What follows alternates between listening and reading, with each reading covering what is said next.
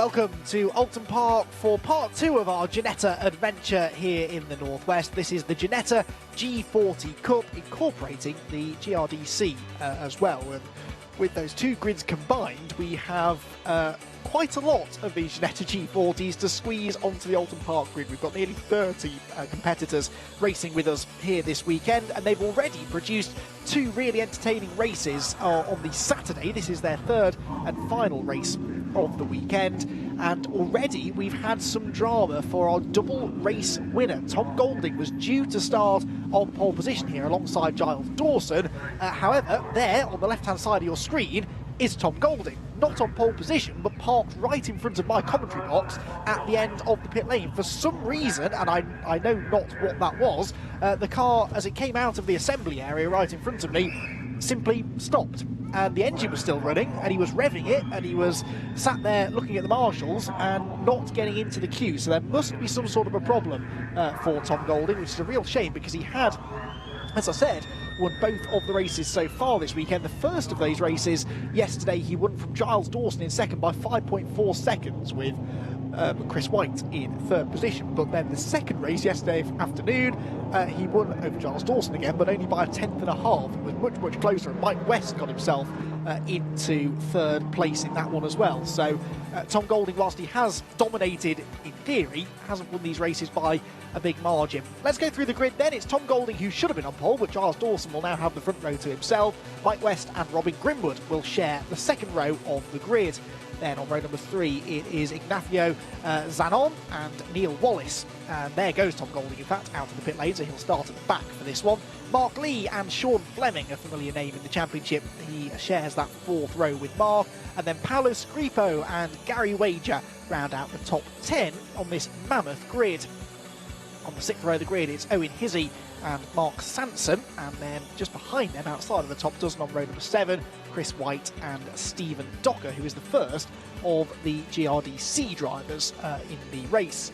Brendan Maude and Mark Warren are next in line. There are multiple classes within the GRDC as well, which I'll get into a bit later on. Rupert LASLETT and Brendan Hafner on the 9th row overall, but inside the top 5 in GRDC. Jeremy Sussex and Graham Bishop are on the 10th row. They round out the top 20 on this grid, and we're only about 2/3 of the way through it. Michael Johnston and Tom Holland, not that Tom Holland, but Thomas Holland, share the 11th row of the grid. Then it's Stephen Moore and Anthony Underwood-Whitney who are on the 12th row of the grid together.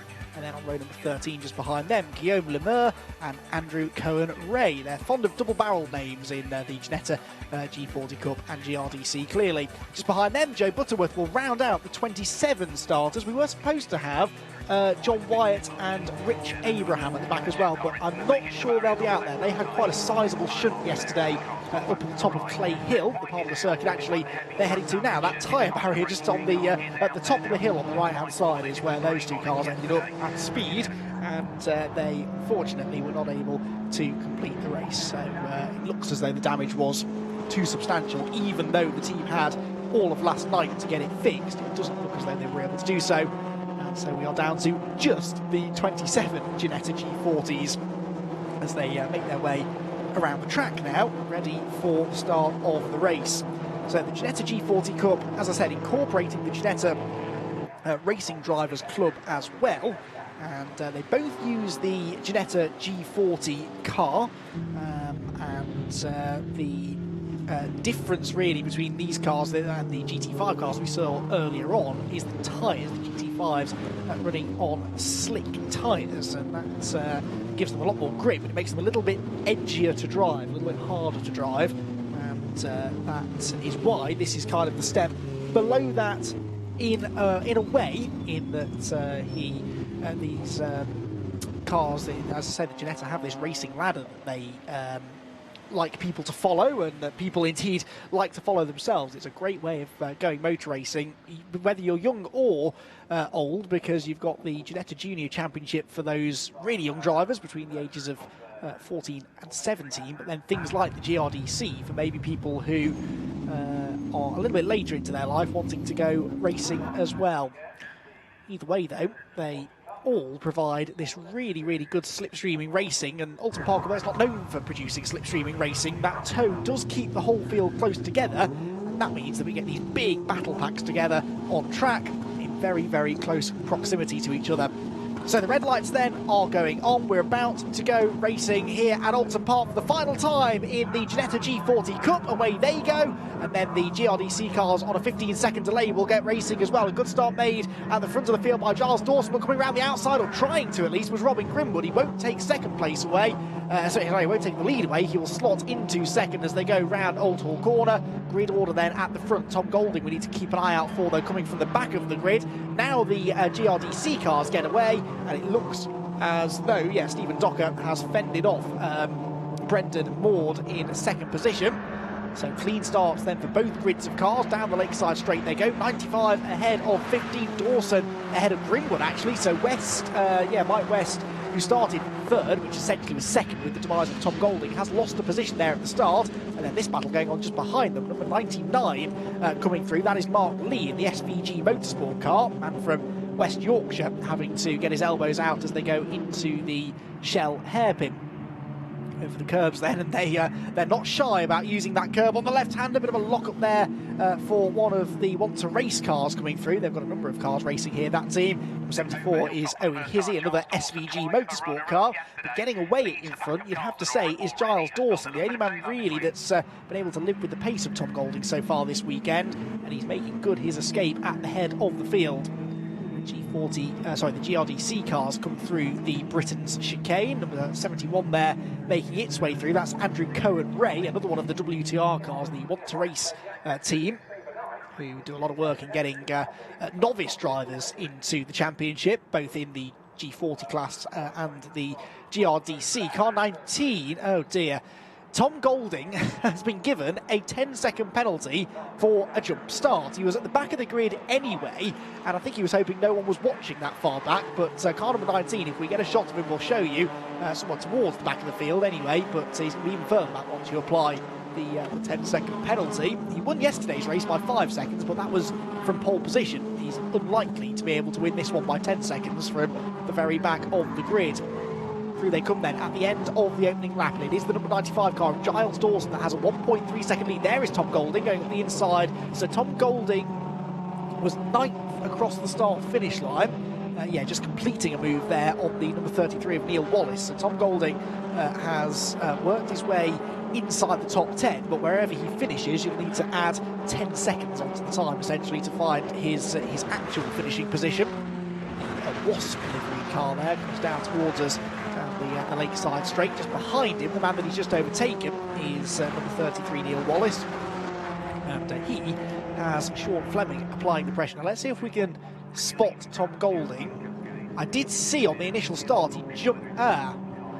Right, okay, yeah, so what's happened is he's rejoined at the very back of the grid, but that, of course, means that he's actually behind not only the other G40 Cup entrants, but also the GRDC cars. Now, because there's this delayed start between the two classes, he's thought to himself that he needs to accelerate at the time that the rest of the G40s do. But I think because he was right at the back of the grid, that wasn't the case. So either he's lined up in the wrong place and misinterpreted the rules there, or he's misinterpreted the start rules. Either way, he's copped a penalty, so Tom Golding is not having a particularly pleasant time here on Sunday afternoon at Oulton Park. Down the hill then comes our GRDC lead bunch, and a bit like in the G40s, the race leader getting away a bit, Stephen Docker there, from a three-way fight for second place. In second at the moment is Brendan Maude, number 55, right behind him Rupert LASLETT, number 5, and he's just got ahead, in fact, on the previous lap of Mark Warren in car number 27, so Mark Warren falls out of a podium place, but they're all still right together. Every chance that those places could change hands again, just as there's every chance this place is going to change hands. This is Owen Hizzy trying to get past Paolo Scripo, and this is the fight for, let's have a look, 7th place in the G40 Cup. All part of the race, and Scripo makes it very... No, it's not Scripo, sorry, that's Mark Lee. Mark Lee has gone around coming out of Old Hall Corner, and, Mark Lee, who was 4th place, was coming under pressure there from Ignacio Zanon. And also right behind them, actually, was Tom Golding, who had worked his way into 6th position, gaining another 4 places. And here's what happened. So on the inside for Mark Lee, goes in a bit too hot, Oh, and he's lost the rear way before he gets to the exit curb, just carried too much speed through, and Tom Golding says, thank you very much, I'll take both of those places, and Tom Golding is now into 4th place, so there he is, the double race winner so far this weekend. He could realistically get a podium out of this one, because there's every chance that he could be 10 seconds ahead of 4th place, which is where he is now, but first of all he's got to get past these two drivers, Robin Grimwood and Mike West, who are 2nd and 3rd respectively.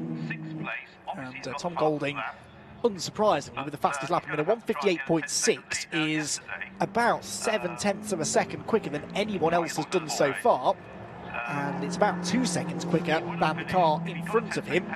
4 seconds quicker than, in fact, than the car in front of him, beg your pardon, because yeah, West with a 2 minutes 1.3, not able to live with the pace of Tom Golding. So I don't think it's going to take long before Tom gets past these two drivers. And then whether he's got time to chase down Giles Dawson, I'm not so sure. It's only a 15-minute race, this one, so we have to get a move on. This battle's still going on. This is Scripo and Owen Hizzy, and Hizzy has looked to try and get through at pretty much every corner on the lap so far. He had to go into Old Hall at the start of the lap. He's had a bit of a go into Lodge before now. All running a bit wide there. That is Mike West, and this is Tom Golding's chance to take 3rd place on the road. But as I said, he's got this 10-second penalty for false start, which I'm sure he'll argue after the race, but not sure how successful that argument will be. Goes through on the inside though, and that is how you take the tight line through Old Hall Corner. It's always tricky though. You go in on that tighter line, and the corner obviously is a lot less open than it would be ordinarily, so you just can't carry the same speed through that you would on the traditional racing line. Spin there a bit further back, and that is Jeremy Sussex who's gone around, car number 29, was running 21st overall, but of course that's about 10th or so in the GRDC, and he's had that spin at Druids, and this is how he did it. Just runs wide on the way in, gets on the dirty side of the road, and almost saved him. By that point, he was on the grass, and he spins that very well presented number 29 car around. A bit dustier now than it was at the start of the race, but still a nice livery on that car. All of these cars, of course, really well prepared by some top professional teams. Tom Golding, though, is making this look rather easy, isn't he? Just dives alongside Robin Grimwood there, got a much better drive out of Britons, and he's cleared him before they even really get over the crest of Hilltop. That is very impressive indeed.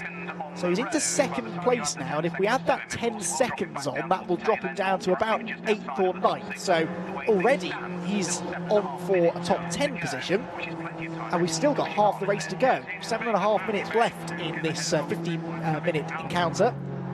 So now he's in clean air. We need to watch Tom Golding's lap times with interest. Can he pull away from these cars behind him by 10 seconds? That would be pretty impressive. He'd have to be taking 2 and a bit seconds out of them a lap, which he can do because he was before. So podium is still possible here for Tom Golding, and I think given where he started and the fact that he's now got this penalty to contend with, he'd be quite happy with that. For Robin Grimwood and Mike West, though, they can now resume their private battle for a podium place, although now only one of them is going to finish on the podium, at least on the road. Right now it would be Grimwood, but Mike West doing his best to stay with him. And then in 5th position is Ignacio Zanon, so he has very much made that 5th place his own. Then it's Scripo ahead of Hizzy, and this further back is the recovering number 99 car of Mark Lee, and he's just got on the inside of Gary Wager there, so that is 11th place now for Mark, who a couple of laps ago was pointing the wrong way at very high speed through that corner they just went through Old Hall. But clearly had the pace to beat these drivers, so he knows that he should be able to get past them relatively easily. Mike West, number 42, continues to apply pressure to Robin Grimwood. Tom Golding, though, purple in the first sector and already taken 0.3 of a second out of the race leader Giles Dawson on this lap alone, or in the first sector alone. So Tom Golding might have time to catch Dawson, and of course he may not be aware that he's got this 10-second penalty, and even if he is, that will only serve to spur him on even more. 3rd place battle, though, is the one that we're watching, and we're quite right to do so. Well, no, now we're not, because around up at the top of the circuit there, that's up at Island Bend, is car number 55, Brendan MAUDE, one of the privately entered cars. It's been a popular place to go off today as Ireland men. We've had a few drivers in preceding races have moments at this part of the circuit. It's a very challenging corner. And yeah, another example of what happens when you get offline. We've had 3 races already today, including a 60-minute GT race. So there's a lot of dirt, debris and rubber marbles out on the outside of that corner in particular, because it's a high-speed corner, and once you get on it you've got no grip at all. Mike West though had plenty of grip there through Lodge Corner and gets the good exit to drive alongside Robin Grimwood and take 3rd place away. So Mike West back into a podium place now, and already these two are 5 seconds behind Tom Golding, who you won't be that surprised to hear just set the fastest lap, 1:57.425, which was a full 1.3 seconds quicker than the race leader Giles Dawson. So the gap's down to 4.5 seconds, but more importantly, what happens if we add 10 seconds on to where Golding is? Well, that would drop him only now down to 5th. So if you remember a couple of laps ago it was 9th, now it's 5th. So he's clambering up the order with every lap that he sets like that. And he's already 5 seconds ahead of West and Grimwood, who continue to battle and therefore continue to hold each other up a little bit. And if that happens, then a 10-second gap should be more than doable for Tom Golding. Oh, screech of tyres, someone's off. We couldn't see it, but we could hear it. There we go, number 74 is off, Owen Hizzy, and that is from 6th place. So Owen was having this brilliant scrap with Paolo Scripo, and Scripo had actually lost the place. Hizzy had got past at the end of the previous lap and into that 6th position, but now has lost that position and several more, and is in danger of losing his bonnet as well, because they only clip on quite lightly, those bonnets, so it doesn't take much contact to knock them off completely. More battling going on here. This is what was for 10th, so it will now be 9th place, and Sean Fleming there losing a place to the 83 car of Chris White. So Chris White goes through. There he is, the Raceway Motorsport run car. Oh dear, oh, and number 48 as well, Ignacio Zanon. That's the second incident he's been involved in today as well. Not guilty in that one at all, just came across the spinning car of Owen Hizzy, which is now limping its way back down Hilltop. So you can see it's done quite a bit of damage. I think maybe it's not the steering out, or I thought that he was going to take the shortcut there at the chicane, and I reckon that Mark Warren thought that's what he was doing as well, because Mark kind of committed to the chicane and expecting that car to not be there, but it very much was. Car number 5, by the way, being 27, excuse me, being given a black and white warning flag. That is Mark Warren running down in 15th, but importantly, he is our GRDC race leader. Just behind him is number 5 that we're seeing now, Rupert LASLETT. So this is the fight for the GRDC lead. So this gap had gone out to about a second or so earlier on, but right back down again. Likewise, this fight for 3rd still raging between West and Grimwood, and now being caught by number 48, Ignacio Zanon. So 3 cars together for 3rd, 4th and 5th. And Zanon is the one that's on a bit of a mission here. 1:59.96 was a personal best last time around, and was almost a full 2 seconds quicker than West and Grimwood did, because they're holding each other up. They're that preoccupied with each other that they're not taking the ideal racing line anymore, and they are going quite a bit slower than they ordinarily could be. 5-second penalty now, by the way, handed out to Mark Lee, who's already had a spin, and now he's being penalised for multiple incidents of exceeding the track limits. I'm sure that his spin didn't count as one of them, because that was pretty self-penalising, but yeah, it's a shame for a driver that's been entertaining to watch in this race, even if it wasn't always for the right reasons. The lead gap, incidentally, is going to be, well, I was going to say it's coming down on this lap, but actually Tom Golding didn't have a good middle sector, so it was down to 2.8 seconds. It will still be something like that, I think, at the end of this 7th lap of racing. In fact, it's gone up to 3.1, so Golding no longer catching Giles Dawson. Another replay now. Oh, of another half spin, and that's the 43 car this time, so that is Mark Sansom going around at Shell. It's quite a hard place to actually spin the car, Shell, because you've got that banking to catch you if anything goes wrong. And in theory, you should be able to carry a bit more speed in there than you think, but a bit too much speed, I think.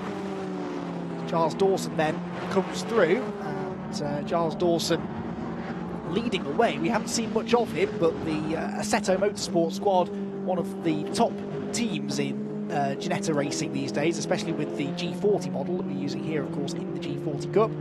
He's 3.1 seconds ahead of Tom Golding, who is 12.2 seconds now ahead of Mike West. So Tom Golding, no matter what happens, as long as he doesn't go off, I suppose, should finish in second place. So that's really impressive. Giles Dawson looking good for the race victory, and Giles already had a pair of second places, so he's going to have a win and 2 second places, and Golding will have 2 wins and 1 second place. So Golding, by my very rough mathematics, should be the early championship leader, but there's a long way to go in the G40 Cup Championship, with rounds at most of the British GT meetings. They're at Donington Park in a couple of weeks' time, they're at Brands Hatch a couple of weeks after that, Donington again in the middle of September, and then it all finishes at Snetterton on the 3rd and 4th of October. So it's a 5-event season for the G40 Cup.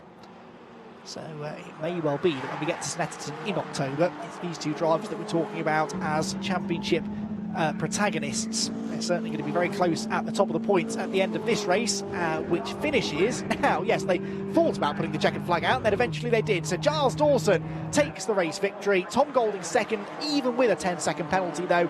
He should still be in that second place. He was only 1.9 seconds behind Dawson at the flag. Anyway, third place will go to Mike West after a battling drive there, and a nice late overtake on Robin Grimwood, who comes home in 4th. And Ignacio Zanon rounding out the top 5 positions. 6th place will go to the number 83 car of Chris White, who I don't think we mentioned all race, but had a solid drive there to 6th position. And then a change for 7th on the last lap, because Mark Lee got himself ahead of Sean Fleming, but Lee has a time penalty which needs to be applied, so that might not end up being the final order. More changing as well. Gary Wager loses 9th place on the last lap to Mark Sansom. Meanwhile, in the GRDC, it looks as though Rupert LASLETT is not quite going to have what it takes to beat the number 27 car of Mark Warren. There is Mark Warren, the orange machine, coming into Lodge Corner. Pretty textbook drive this from Mark Warren, out of Lodge, right up against the curb, doesn't run over it. When you start running on that concrete stuff that you start getting pinged for track limits. He crosses the line and wins the 3rd and final race of the weekend for the GRDC. And second place will go to Rupert LASLETT, 3rd place for Brendan Hafner, and all 3 of those are rookie drivers, so impressive race results for them there. But the most impressive result goes the way of Giles Dawson. The Assetto car wins the race, his first win of 2020, and from a psychological point of view, he'll be very happy, I think, to have seen off Tom Golding in that one, because Tom was looking almost unstoppable this weekend, and you could argue that had he not had a penalty and not started at the back of the grid, he probably would have won that race and made it 3 for 3, but that wasn't how it worked in the end. For some reason he wasn't able to take up his correct grid position, and subsequently got a penalty for a false start. So Giles Dawson then with the win, Tom Golding second despite the penalty. You can see there 11.96 seconds off Giles Dawson. That doesn't do his actual performance any justice at all, really. Mike West in 3rd, Robin Grimwood 4th, and Zanon was in 5th. Then it was White, Sean Fleming, Mark Lee, and then Sansom and Gary Wager rounding out the top 10. And then Wallace in the number 33 car in 11th place. 12th position was the 53 car of Stephen Docker, man from Warwickshire. And then Warren, Rupert LASLETT and Hafner. So Warren, of course, was the winner of the GRDC element of the race. I think most people that started the race got to the end. Paolo Scripo didn't after the damage that he had, and Owen Hizzy likewise, but I think 25 of the 27 starters got to the end. Even if some of them slipped a lap down by the end, they did all manage to get to the flag. So Giles Dawson then gets the race win in round number 3 of the Ginetta G40 Cup, and with it a nice haul of championship points. It won't quite be enough to take the championship lead, I don't think, but with 35 points for a race win, it's really valuable to try and win, because it's a 5-point difference between second place, 35 and 30 for first and second. So Golding will have the points lead, but that win for Dawson has helped him out pretty well. Highlights then of an entertaining race. Tom Golding is about to appear from stage left where he wasn't supposed to be. After originally being due to start on pole position, he started out of position, having not made it out of the pit lane on time and got a jump start penalty to boot. A 10-second penalty was almost immediately applied, but that would not stop him from moving his way up through the order. Giles Dawson escaped out in front, and he would eventually go on to take a pretty uncontested victory. In the GRDC part of the race, it was another clean start, but several of these drivers would have moments before the end of the race where things were not going quite so well. That was a pretty significant move as Rupert LASLETT left the door open for Mark Warren on the inside at Lodge. Warren took the lead of the class and would eventually hang on to the win. The first of the spins came from Mark Lee as he lost it at high speed coming out of Old Hall Corner, avoided the barriers. A full 360 didn't cost him too much time. Well, that was not to be the last of his dramas. A penalty would come later on. A spin for Jeremy SUSSEX into the gravel at Druids. Again, lucky to get going from that rather than end up getting buried in the sand. As in the GRDC part of the race, the challenge was briefly on there from Brendan Maude as he tried to get up the inside of Mark Warren down at Hislops to no avail. And Maude, another driver that would eventually hit strife though, tried to go around the outside through Island Bend, lost the rear of the car on the dirty side of the road, and then he was mowing that already freshly mown grass on the exit of the corner. Pretty significant shunt there up at the Shell hairpin for Owen Hizzy, and he unfortunately would limp back to the pit lane to retirement. Not only cosmetic damage done, but quite a bit of suspension and steering damage done as well. Giles Dawson, though, held on to win. Tom Golding closed in to within 2 seconds of him by the flag. With the 10-second penalty applied, though, Golding held on to second overall. Third went to Mike West after a late move against Robin Grimwood to round out the podium finishers. In GRDC, there was still time for another spin for Mark Sansom up at the Shell hairpin, but at the head of the GRDC field, it was a pretty easy win in the end for Mark Warren, with Rupert LASLETT in second place. Join us again next time then for more action from the Ginetta G40 Cup.